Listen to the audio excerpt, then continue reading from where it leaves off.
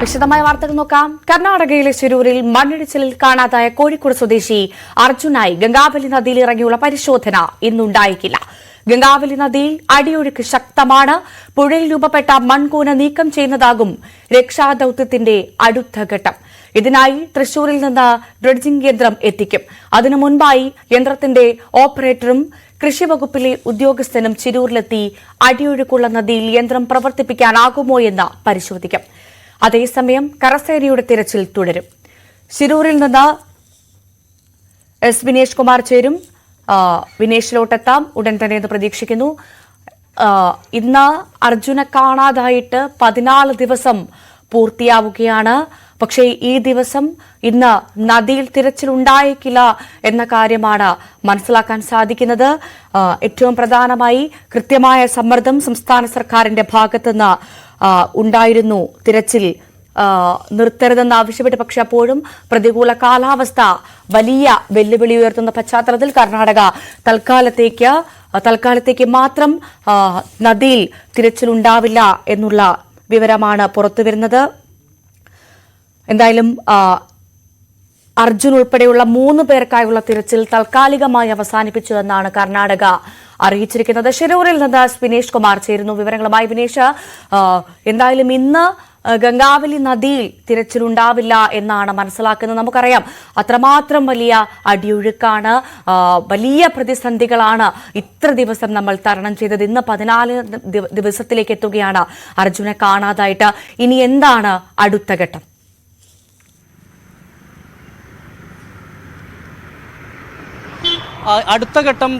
അടുത്ത ഘട്ടത്തിലേക്ക് പോകുമ്പോൾ അടുത്ത ഘട്ട ദൗത്യം എന്നുള്ളത് ഇനി പ്രധാനമായും ഡ്രഡ്ജിംഗ് ഉപയോഗിച്ചുകൊണ്ട് ഇവിടെ മണ്ണ് മാറ്റിയിടുക എന്നുള്ളതാണ്. അതിന് തൃശ്ശൂരിൽ നിന്ന് ഡ്രഡ്ജിംഗ് യന്ത്രം കൊണ്ടുവരുന്നത് ഉൾപ്പെടെയുള്ള നടപടിയിലേക്ക് പോവും. പക്ഷേ അത് ഇത്രത്തോളം കുത്തൊഴുക്കുള്ള ഗംഗാവലി നദിയിൽ അത് ഉപയോഗിക്കാൻ കഴിയുമോ എന്നുള്ള കാര്യത്തിൽ ഒരു സംശയം നിലനിൽക്കുന്നുണ്ട്. കർണാടകയെ സംബന്ധിച്ചിടത്തോളം കർണാടക ആ സംശയം കേരളത്തെ അറിയിക്കുകയും ചെയ്തിട്ടുണ്ട്. പക്ഷേ ഇത് 25 അടി വരെയുള്ള സ്ഥലങ്ങളിൽ ഇത് ഉപയോഗിക്കാൻ കഴിയും, അല്ലെങ്കിൽ നിന്നുകൊണ്ട് നിർത്തിക്കൊണ്ട് വെള്ളത്തിൽ നിർത്തിക്കൊണ്ട് ഇത് മണ്ണ് മാറ്റാൻ കഴിയും എന്നുള്ളതാണ് ഇത് സംബന്ധിച്ച് ഇവർ പറയുന്നത്. അതായത് കേരളത്തിലെ മണ്ണുത്തി സർവകലാശാലയിലാണ് ഇതുള്ളത്. അവർ പറയുന്ന അനുസരിച്ചാണെങ്കിൽ ഇത് വളരെ പവർഫുള്ളാണ്, ഒപ്പം തന്നെ പെർഫെക്റ്റായി ഇത് ചെയ്യാൻ കഴിയും എന്നും പറയുന്നുണ്ട്. പക്ഷേ അത് എത്രത്തോളം ഗംഗാവലിയിൽ എത്തുമ്പോൾ എത്രത്തോളം നടക്കും എന്നുള്ള കാര്യത്തിൽ സംശയമുണ്ട്. അത് എന്തായാലും അത്തരത്തിലുള്ള പരിശോധനകൾ നടത്തണം. ആ പരിശോധന നടത്താനുള്ള സംഘം തൃശ്ശൂരിൽ നിന്ന് പുറപ്പെടും എന്ന് തന്നെയാണ് നമുക്ക് ലഭ്യമാവുന്ന വിവരം. അവരെത്തിക്കഴിഞ്ഞാൽ നാളെയായിരിക്കും ഇത് സംബന്ധിച്ചുള്ള പരിശോധന നടക്കുക. പരിശോധന നടന്നതിന് ശേഷമായിരിക്കും ഡ്രഡ്ജിങ്ങിലേക്ക് കടക്കുക. പക്ഷേ ഡ്രഡ്ജിങ് ഇപ്പോഴും അത് ചോദ്യചിഹ്നമായി അവശേഷിക്കുന്നു. എത്രത്തോളം ആ പുഴയിൽ നിന്നുകൊണ്ട്, നദിയിൽ നിന്നുകൊണ്ട്, ഗംഗാവലി നദിയിൽ നിന്നുകൊണ്ട് എത്രത്തോളം ഇത് മണ്ണ് മാറ്റി എടുക്കാൻ കഴിയും എന്നുള്ളതാണ്. കാരണം മണ്ണ് മാത്രമല്ല, വലിയ കല്ലുകൾ, ഉരുണ്ട വലിയ കല്ലുകളുണ്ട്, കമ്പിയുണ്ട്, അതുപോലെ തന്നെ മറ്റുള്ള പല സാധനങ്ങളും, ഇരുമ്പിൻ്റെയും തകരത്തിൻ്റെ എല്ലാം പല വസ്തുക്കളും അതിനകത്ത് കൂടിച്ചേർന്നിട്ടാണ് ആ മൺകൂന അങ്ങനെ രൂപപ്പെട്ടിരിക്കുന്നത്. നമ്മൾ ദൃശ്യങ്ങളിൽ കാണുന്ന അത് എങ്ങനെ മാറ്റാൻ കഴിയും എന്നുള്ള കാര്യത്തിൽ സംശയമുണ്ട്. ഡ്രഡ്ജിങ് അല്ലാതെ പിന്നുള്ളത് ഫ്ലോട്ടിംഗ് ബ്രിഡ്ജാണ്. പക്ഷേ ആ പദ്ധതി കർണാടക സർക്കാർ ഉപേക്ഷിച്ചു. ആദ്യം അങ്ങനെ ചെയ്യാം, അതിൻ്റെ ഫ്ലോട്ടിങ്ങിനുള്ള പാൻഡൂൺ കൊണ്ടുവരാം, രാജസ്ഥാനിൽ നിന്ന് കൊണ്ടുവരും എന്നൊക്കെ പറഞ്ഞതാണ്. പിന്നീട് അത് ഒഴിവാക്കി. എന്തായാലും ഇപ്പോൾ ഇതിലേക്ക് മാറിയിട്ടുണ്ട്. ഡ്രഡ്ജിങ് മാത്രം നടത്തി ഈ മണ്ണ് മാറ്റിയ ശേഷം ലോറി അതിനടിയിലുണ്ടെങ്കിൽ പുറത്തെത്തിക്കുക എന്നുള്ളതാണ്. കാരണം 4 പ്രധാന കോൺടാക്ട് പോയിന്റുകളിൽ നിന്നാണ് സിഗ്നൽ ലഭിച്ചിരിക്കുന്നത്, റഡാർ സിഗ്നൽ ലഭിച്ചത്. അവിടെ പ്രധാനമായും നോക്കിയിട്ടില്ല. 4ാമത്തെ പോയിന്റിൽ നിന്നാണ് ഏറ്റവും വലിയ തോതിൽ തന്നെ ഇത് വന്നിരിക്കുന്നത് എന്ന് തന്നെയാണ് വിവരം. അവിടെയായിരിക്കും പ്രധാനമായും പരിശോധന നടത്തേണ്ടതുള്ളത്. പക്ഷേ കർണാടകയുടെ സഹകരണം എത്രത്തോളം ഉണ്ടാവും എന്നുള്ളത് കണ്ടറിയണം. കാരണം കർണാടക ഇക്കാര്യത്തിൽ ഒരു നിലപാട് വ്യക്തമാക്കിയിട്ടില്ല. ഇപ്പോൾ ഈ ഡ്രഡ്ജിങ്ങിന് ആവശ്യമായ എക്യുപ്മെൻറ്റ്സ്, മെഷീൻ ഇവിടെ എത്തിക്കുന്നത് സംബന്ധിച്ച് കർണാടക തങ്ങളുടെ നിലപാട് എന്തായാലും വ്യക്തമാക്കിയിട്ടുണ്ട്. വിനേഷ് സൂചിപ്പിച്ചതുപോലെ തന്നെ ഏറ്റവും പ്രധാനമായി ഇപ്പോൾ ഓരോ യന്ത്രങ്ങൾ പുതിയതായി എത്തുന്നു എന്ന് പറയുമ്പോൾ നമ്മളെ സംബന്ധിച്ചത് വലിയ പ്രതീക്ഷയാണ് നൽകുന്നത്.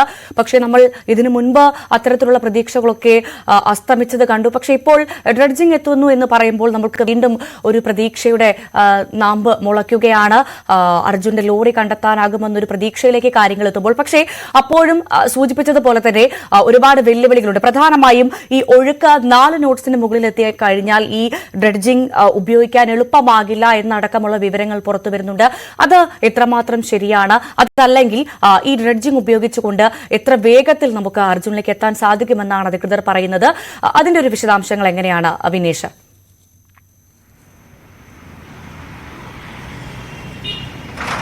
ഡ്രഡ്ജിങ് ഉപയോഗിക്കാൻ പറ്റുന്ന സ്ഥലം എന്നുള്ള രീതിയിൽ അവർ പറയുന്നത്, അതായത് ഈ മണ്ണുത്തി സർവകലാശാലയിൽ അത് ഉപയോഗിക്കുന്നത് സംബന്ധിച്ച് ശക്തമായ അടിയൊഴുക്കുള്ള സ്ഥലങ്ങളിൽ ഇത് നിൽക്കുന്ന കാര്യത്തിൽ സംശയമുണ്ട്. കാരണം ഇത് അവിടെ പ്രവർത്തിപ്പിക്കുന്ന കാര്യത്തിൽ സംശയമുണ്ട്. കാരണം നമ്മൾ കേരളത്തിലെ ഒരു നദിയെ അല്ലെങ്കിൽ കേരളത്തിലെ ഒരു കുളത്തിലോ അല്ലെങ്കിൽ അങ്ങനത്തെ ഒരു ജലാശയത്തിലോ കൊണ്ടുവന്ന് ഈ ഡ്രഡ്ജിങ് നടത്തുന്ന പോലെ അല്ല യഥാർത്ഥത്തിൽ ഈ യന്ത്രം ഉപയോഗിക്കേണ്ടത്. കാരണം ഇത് ഗംഗാവാലി പുഴയിൽ അതിശക്തമായ അടിയൊഴുക്കുള്ള ഒരു സ്ഥലമാണ്.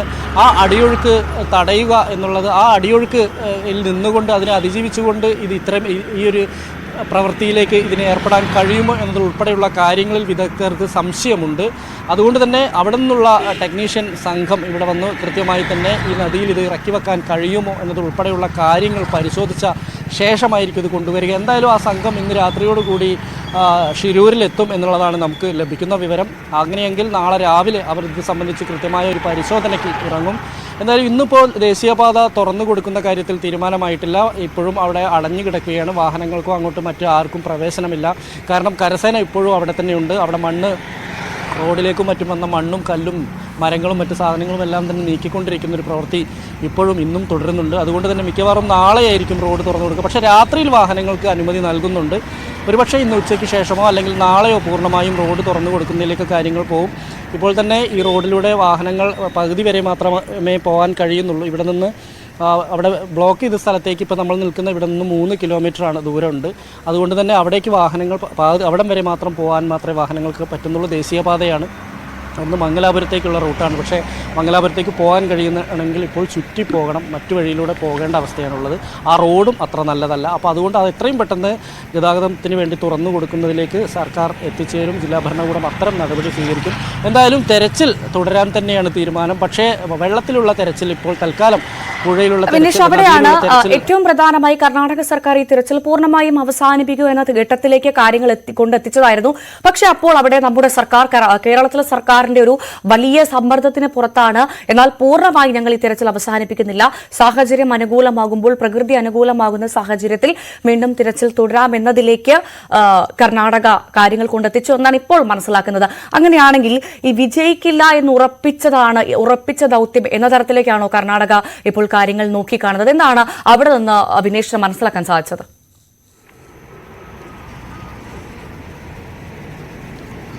കർണാടകയെ സംബന്ധിച്ചിടത്തോളം ഇനി ഇത് വിജയിക്കാൻ സാധ്യതയില്ല എന്നുള്ളതാണ്. സാധാരണ നമുക്കറിയാം ഇത്തരം കേസുകളിലൊക്കെ ഒരാഴ്ച കഴിഞ്ഞാൽ ഈ മിസ്സിംഗ് കേസുകളിലൊക്കെ വലിയൊരു രക്ഷാദൗത്യം നടത്തിക്കൊണ്ട് അവരെ പുറത്തെടുക്കുക, മൃതദേഹമാണെങ്കിലും മറ്റെന്തെങ്കിലും ആണെങ്കിലും അതിന് അത്രത്തോളം അങ്ങനെ തയ്യാറാവാറില്ല പൊതുവെ. പ്രത്യേകിച്ച് നമ്മളെ കേരളത്തിലൊക്കെ ഉള്ള പോലെ അല്ല താൻ. ഇപ്പോൾ കേരളത്തിൽ കവളപ്പാറയിലും പെട്ടിമുടിയിലും അതുപോലെ തന്നെ പുത്തുമലയിലും ഒക്കെ തന്നെ വലിയ രക്ഷാദൗത്യം നടന്നതാണ്. പക്ഷേ ഇപ്പോഴും അവിടെ മുഴുവൻ മൃതദേഹങ്ങളും പുറത്തെടുക്കാൻ പോലും കഴിഞ്ഞിട്ടില്ല. കാണാതായ ആളുകളെക്കുറിച്ചുള്ളത് അത്രയൊക്കെ പ്രശ്നങ്ങൾ ഉള്ളതാണ്.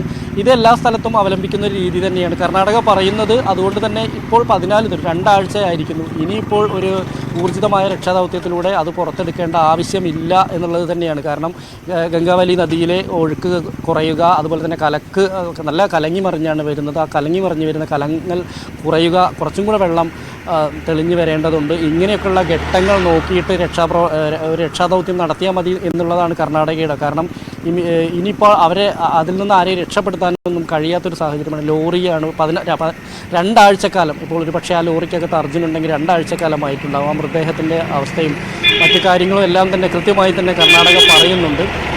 പക്ഷേ അതിനപ്പുറത്തേക്ക് അർജുനെ കണ്ടെത്തുക എന്നുള്ളത് കേരളം വിളിച്ചു പറഞ്ഞുകൊണ്ടിരിക്കുന്ന ഒരു കാര്യമാണ്. കേരളത്തിലെ മാധ്യമങ്ങൾ വിളിച്ചു പറഞ്ഞുകൊണ്ടിരിക്കുന്ന കാര്യമാണ്. കേരള സർക്കാർ ഇതിൽ സമ്മർദ്ദം ചെലുത്തുന്നുണ്ട്. കേരള മുഖ്യമന്ത്രി പിണറായി വിജയൻ കർണാടക മുഖ്യമന്ത്രി സിദ്ധരാമയ്യയുമായി ഫോണിൽ സംസാരിച്ചു. ചീഫ് സെക്രട്ടറിയുടെ ഓഫീസിൽ നിന്ന് കർണാടക ചീഫ് സെക്രട്ടറിയുടെ ഓഫീസുമായി നിരന്തരം ബന്ധപ്പെടുന്നുണ്ട്. ഇത്തരത്തിലുള്ള കാര്യങ്ങളെല്ലാം തന്നെ നടക്കുന്നുണ്ട്. എങ്കിൽ പോലും കർണാടകയെ സംബന്ധിച്ചിടത്തോളം ഇനിയും ഇതിനുവേണ്ടി സമയം ചെലവഴിക്കുക, ഇനി ഇതിനുവേണ്ടി പണം ചെലവഴിക്കുക, ഇതിന് പിന്നാലെ മാത്രം പോവുക, റോഡ് അടച്ചിടുക, ഇത്തരം കാര്യങ്ങളിലേക്ക് ഇനി അങ്ങ് മുന്നോട്ട് പോകാൻ കഴിയില്ല. നദിയിലെ തിരച്ചിൽ തൽക്കാലത്തേക്ക് വെള്ളം കുറയുന്ന ശേഷം, ജലനിരപ്പ് താഴ്ന്ന ശേഷം മതി, വെള്ളം തെളിഞ്ഞ ശേഷം മതി എന്നുള്ളൊരു ഘട്ടത്തിലേക്കാണ് പോകുന്നത്. ഇതിനിടയിലാണ് തൃശ്ശൂരിൽ നിന്നുള്ള ഡ്രഡ്ജിങ് മെഷീൻ കൊണ്ടുവരുന്നതുമായി ബന്ധപ്പെട്ടുകൊണ്ട് അതിന് കർണാടക സർക്കാരിൻ്റെ അനുമതി ലഭിക്കുമോ, ഉടൻ തന്നെ അതിൽ കർണാടക സഹകരിക്കുമോ എന്നുൾപ്പെടെയുള്ള കാര്യങ്ങൾ കാത്തിരുന്ന് കാണേണ്ടതാണ്.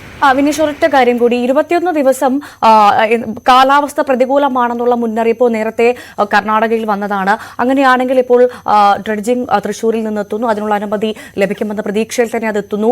അങ്ങനെയാണെങ്കിൽ അത് നദിയിൽ ഇറക്കാൻ ഏതെങ്കിലും തരത്തിൽ ഇത്തരത്തിലുള്ള ഈ മഴയൊക്കെ ഏതെങ്കിലും തരത്തിൽ വെല്ലുവിളിയാകാനുള്ള സാധ്യതയുണ്ടോ എന്നാണ് മനസ്സിലാക്കാൻ സാധിച്ചത്?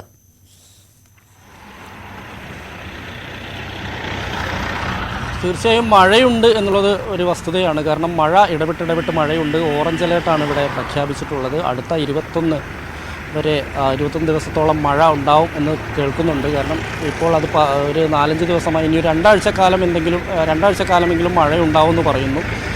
അതുകൊണ്ട് തന്നെ അത് രക്ഷാദൗത്യത്തിൻ്റെ കാര്യമായി തന്നെ ശക്തമായ മഴയുണ്ടാവുകയാണെങ്കിൽ ഡ്രഡ്ജിങ് ഉൾപ്പെടെ നടത്താൻ സാധ്യത കുറവാണ്. കാരണം ആ പ്രദേശത്ത് ഇപ്പോൾ അപകടം നടന്നിരിക്കുന്ന, മണ്ണിടിച്ചിൽ നടന്നിരിക്കുന്ന പ്രദേശത്ത് ശക്തമായ മഴ ഇടവിട്ടിൽ പെയ്തുകൊണ്ടിരിക്കുന്നുണ്ട്. ഇന്നലെ മാത്രമാണ് ഉച്ചയ്ക്ക് ശേഷം കാര്യമായ മഴയില്ലാതായത്. പക്ഷേ രാത്രിയിലെത്തിയപ്പോൾ അവിടെ വീണ്ടും മഴയുണ്ടായിരുന്നു. ഇന്ന് ഇവിടെ ഇപ്പോൾ മൂടിക്കെട്ടിയ അന്തരീക്ഷമാണ്. മഴ ഏത് നിമിഷവും മഴ പെയ്യാം എന്നുള്ളൊരവസ്ഥയാണ്. ഇതെല്ലാം തന്നെ പ്രതികൂലമാണ്. സാഹചര്യങ്ങൾ പ്രതികൂലമാക്കുന്നത് പ്രധാനമായും മഴ തന്നെയാണ്. ദേശീയപാത ഇന്ന് തുറന്നേക്കുമെന്നുള്ള റിപ്പോർട്ടുകൾ നേരത്തെ വന്നിരുന്നു. പക്ഷേ ഇപ്പോൾ പറയുന്നു ദേശീയപാത തുറക്കില്ല എന്ന്. അതിന് ഈ മണ്ണിടിച്ചിൽ ഭീഷണിയും അതോടൊപ്പം ഈ മഴയുമാണോ ഒരു പ്രധാനമായും പറയുന്നത്? സുരക്ഷിതമല്ല എന്ന് മുന്നിൽ കണ്ടുകൊണ്ടായിരിക്കുമല്ലോ അല്ലേ ഈ ദേശീയപാത തുറക്കാതിരിക്കുന്നത് അല്ലേ?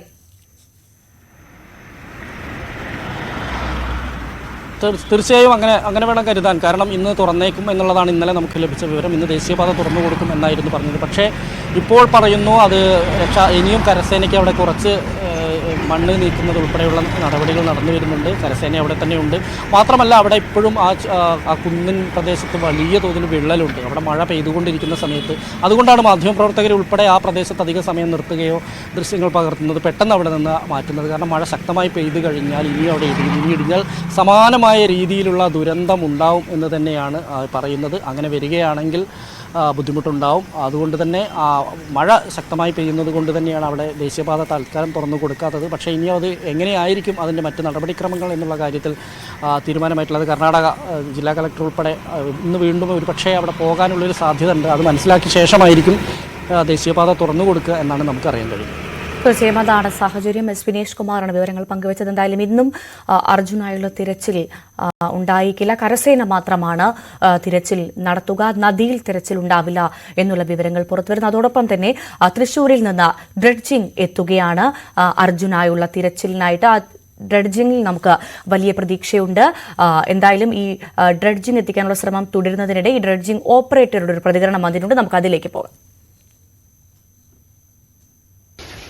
മെഷീന്റെ സ്പെസിഫിക്കേഷൻ പറയുകയാണെങ്കിൽ 6.7 മീറ്റർ ആണ് അതിന്റെ ലെങ്ത് പറയുന്നത്. അതിന്റെ width 3.5 metre, height 2.9 total height. അതിന്റെ എക്സ്കവേഷൻ കപ്പാസിറ്റി 4.5 മീറ്റർ ആണ്. പിന്നെ 2 സ്റ്റെബിലൈസർ കൊടുത്തിട്ടുണ്ട്. സ്റ്റെബിലൈസറിന്റെ നീളം 5.5 മീറ്റർ ആണ്. അത് എക്സ്റ്റൻഡബിൾ ആണ്. 6.5 മീറ്റർ വരെ എക്സ്റ്റൻഡബിൾ ആണ്. പിന്നെ അതിനൊരു സെൻട്രൽ ഒരു പ്രൊപ്പൽഷൻ ഉണ്ട്. സെൽഫ് പ്രൊപ്പലിംഗ് യൂണിറ്റ് ആണ്. ഒരു 4 നോട്ട് വരെ കൺട്രോൾഡ് ആയിട്ട് അതിന് സഞ്ചരിക്കാൻ സാധിക്കും. 5-6 വരെ ഓക്കെയാണ്. 4 നോട്ട് വരെ സ്പീഡിൽ കൺട്രോൾഡ് ആയി അതിന് മൂവ് ചെയ്യാൻ പറ്റും. ഇതിന് ഡീറ്റാച്ചബിളായ 2 ബക്കറ്റ് കൊടുത്തിട്ടുണ്ട് സ്പെഷ്യൽ അപ്ലിക്കേഷന് വേണ്ടിയിട്ട്. ഒന്ന് വീട് ക്ലീനിങ് ബക്കറ്റും ഒന്ന് നോർമൽ 0.24 ക്യൂബിക് മീറ്ററിന്റെ ഒരു ബക്കറ്റും കൊടുത്തിട്ടുണ്ട്. ഇതൊക്കെയാണ് കോമൺ ആയിട്ടുള്ള സ്പെസിഫിക്കേഷൻ. നമ്മൾ എത്ര ആഴത്തിലും മറ്റൊക്കെ ഉപയോഗിക്കാൻ പറ്റും? ഞാൻ പറഞ്ഞതുപോലെ 4.5 മീറ്റർ വരെ അത് ഡ്രഡ്ജ് ചെയ്യാൻ പറ്റും. സ്റ്റെബിലൈസ് ചെയ്തുകൊണ്ടും ചെയ്യാണ്ടും നമുക്കത് ഡ്രഡ്ജ് ചെയ്യാൻ പറ്റും. സ്റ്റെബിലൈസ് ചെയ്തിട്ടാണെങ്കിൽ 6 മീറ്റർ വരെ ഉള്ള താഴത്തിൽ നമുക്കത് സ്റ്റെബിലൈസർ യൂസ് ചെയ്തിട്ട് സ്പഡ് യൂസ് ചെയ്തിട്ട് നിർത്തിയിട്ട് നമുക്കത് വേണമെങ്കിൽ ഡ്രഡ്ജ് ചെയ്യാം.